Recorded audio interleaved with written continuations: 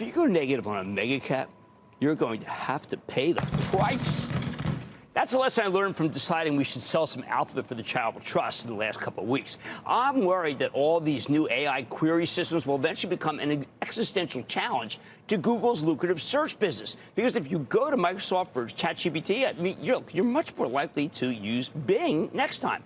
At the same time, I thought my view represented conventional wisdom that Google isn't as solid as it used to be. Didn't seem all that controversial, frankly.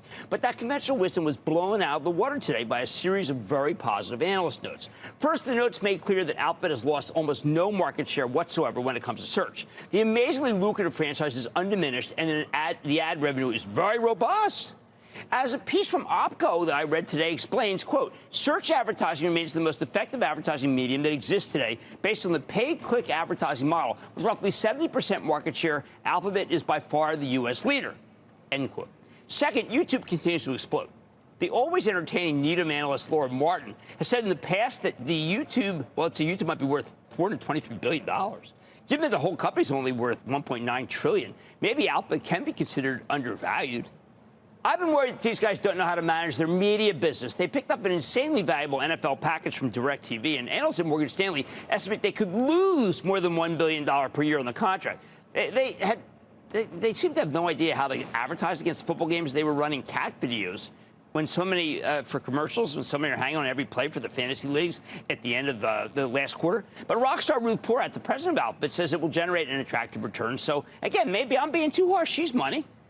Plus, as Bloomberg said in a wildly positive article about YouTube recently, quote, young people have a muscle memory-like instinct to engage with the service, end quote. They quote a Pew survey, PEW, that 71% of U.S. teens are on it currently, and 16% describe their use as almost constant. You can see why any consumer product company would want to advertise there. Those are prime years to reach teens. You need to be in front of them when they make their lifetime decisions on stuff like toothpaste or razor cereal.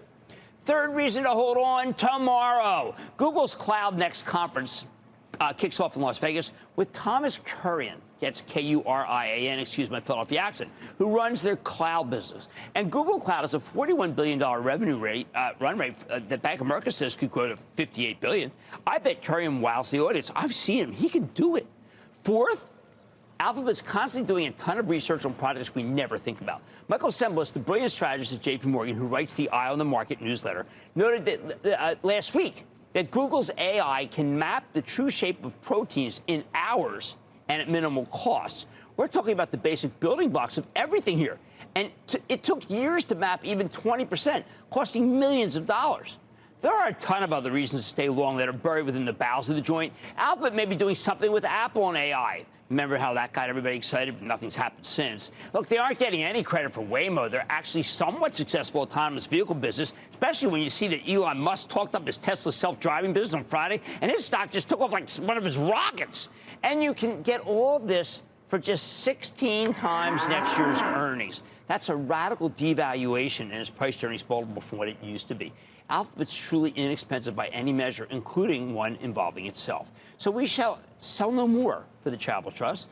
It's just got too much going for it, like nearly all the other mega caps. The next time you think about betting against them or selling them, remember that even if there's a problem, these guys have so many ways to pull a rabbit out of a proverbial hat and turn things around. You don't get that trillion-dollar valuation for doing nothing. I like to say there's always a bull market somewhere. I promise I'll find it just for you right here on Mad Money. I'm Jim Cramer. See you tomorrow. Last call starts now. Don't miss a second of Mad Money. Follow @Jim Cramer on X. Have a question? Tweet Cramer. #MadMentions. Send Jim an email to madmoney@cnbc.com or give us a call at 1-800-743-CNBC. Miss something? Head to madmoney.cnbc.com.